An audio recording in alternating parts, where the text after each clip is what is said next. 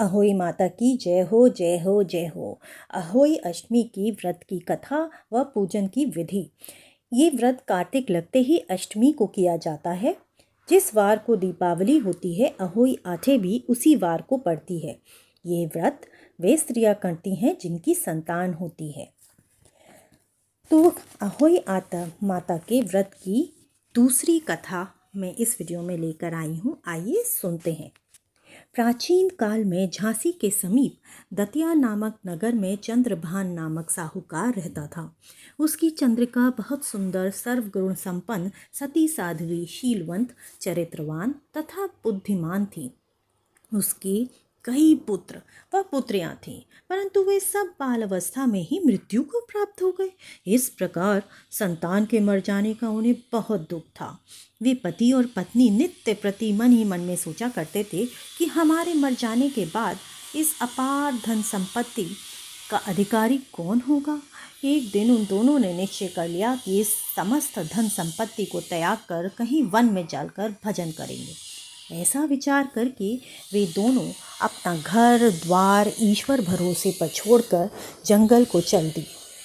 जब चलते चलते थक जाते तो कुछ ठहर कर विश्राम करते और फिर चल पड़ते। इस प्रकार चलते चलते वे दोनों प्राणी बद्रिका आश्रम के समीप शीतल कुंड पर जा पहुँचे।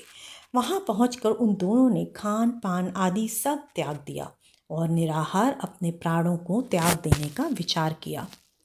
इसी तरह बिन आहार और जल पान के जब 7 दिन व्यतीत कर दिए, तब 7वें दिन आकाशवाणी हुई कि तुम दोनों प्राणी अपने प्राण मत त्यागो। ये सब दुख तुम्हारे पूर्व पापों से भोगना पड़ा है।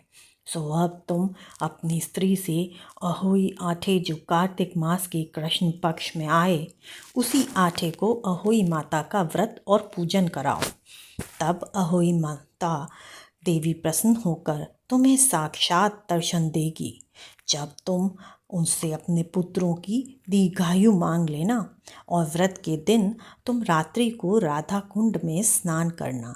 तत्पश्चात इस आकाशवाणी के अनुसार चंद्रभन की स्त्री उस चंद्रिका ने बड़ी श्रद्धा और स्वच्छ भावना से विधि विधान से अहोई आठे का व्रत किया और स्त्री ने राधा कुंड में स्नान किया। जब वे दोनों स्नान करके वापस लौटे तो उन पर प्रसन्न होकर अहोई माता ने प्रत्यक्ष दर्शन देकर वर मांगने को कहा। तब उस साहूकार दंपति ने हाथ जोड़ करके कहा, हे माता, हमारे बच्चे कम आयु में ही मृत्यु को प्राप्त हो जाते हैं, सो आप बच्चों को दीर्घायु होने का वरदान देने की कृपा कीजिए। अहोई माता ने उन दोनों को मनोवृत्ति को जानकर उन्हें मुंह मांगा वरदान दे दिया। ये कहकर अहोई माता वहीं अंतर ध्यान हो गई। इसके बाद साहूकार साहूकारनी लौटकर अपने घर आए और अहोई माता की कृपा से कुछ ही दिनों बाद पुत्रवान हो गए और गुणवान बुद्धिवान पुत्र प्राप्ति पाकर आनंद विभोर हो गए। अहोई माता की कृपा से इस लोक में सुख भोग कर बैकुंठ गए।